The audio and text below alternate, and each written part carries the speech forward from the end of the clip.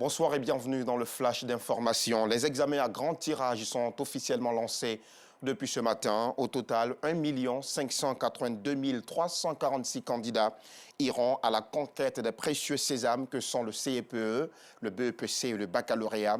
Ce sont également 4013 centres de composition qui ont été choisis pour abriter ces épreuves.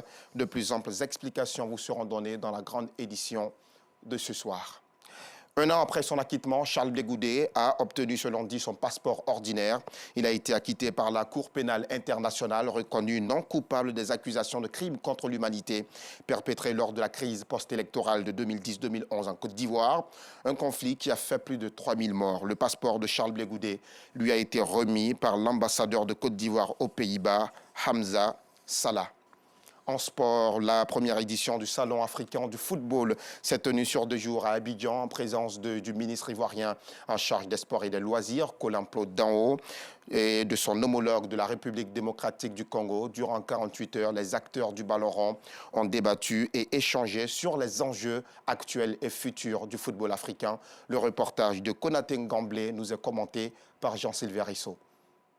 Après les Riges Afrique 2022, Abidjan accueille la première édition du Salon africain du football, une plateforme continentale de rencontres et d'échanges entre journalistes, personnalités connues et reconnues du football, dont Bernard Lama, champion du monde 98, et autres acteurs pour débattre des problématiques du ballon rond et agir pour son développement. Il faut développer l'écosystème du football sur le continent africain, sinon on aura toujours des enfants qui vont prendre des bateaux, qui vont tenter des choses qui ne devraient pas tenter parce qu'ils n'ont pas accès sur place, là où ils sont, ils n'ont pas accès à leurs rêves. Nous positionnons ce salon comme le deuxième plus grand rassemblement continental du football après la CAN, de sorte que chaque année avant CAN, nous ayons ce salon-là qui serve de tremplin pour préparer les CAN, pour impulser des réflexions positives au développement du football africain. Des échanges qui ont enregistré la participation de Paulin Claude Danho, ministre ivoirien des Sports, et son homologue Serge Nkondé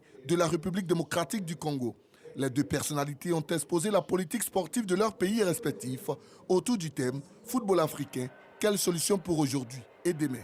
Des contributions et échanges qui mobilisent les acteurs du football africain autour d'un objectif commun. Hier, c'était le RIGES, aujourd'hui, c'est le Salon africain du football. Et demain, ça sera d'autres opportunités que nous voulons encourager pour que l'écosystème du sport se consolide et que le sport devienne vraiment un enjeu de développement économique dans notre pays. Prêt à ce que sur toute l'étendue de l'Afrique en général et de l'Afrique noire en particulier, ce genre d'initiative soit multiplié pour que notre football s'émancipe. Et on aimerait que la prochaine édition se fasse chez nous à Kinshasa pour le bien de tous les sportifs et amoureux du football congolais et africain. La remise de distinction aux différentes personnalités a clôturé en beauté cette première édition du Salon africain du football. Rendez-vous est pris pour la République démocratique du Congo, pressentie pour accueillir la deuxième édition. Au Tchad, une centaine de personnes ont été tuées et une quarantaine blessées il y a une semaine dans des affrontements entre orpailleurs dans le nord du pays. Tout serait parti d'une banale dispute entre deux individus qui a dégénéré, a affirmé par téléphone le ministre de la Défense, le général Daoud Yahya Brahim. Les affrontements ont opposé des orpailleurs clandestins venus de tout le pays, mais aussi des États voisins que sont la Libye, le Niger et le Soudan. 250 sarcophages et 150 statues de bronze ont été découverts dans la nécropole de Saqqara, au sud du Caire, la capitale égyptienne. Cette trouvaille est la dernière d'une série de découvertes marquantes dans la région. Vous en avez certainement entendu parler. Le site de Saqqara, situé à un peu plus de 15 km au sud des célèbres pyramides du plateau de Gizeh, est classé au patrimoine mondial de l'UNESCO. Saqqara est aussi connu pour la célèbre pyramide à degrés du pharaon Djeser.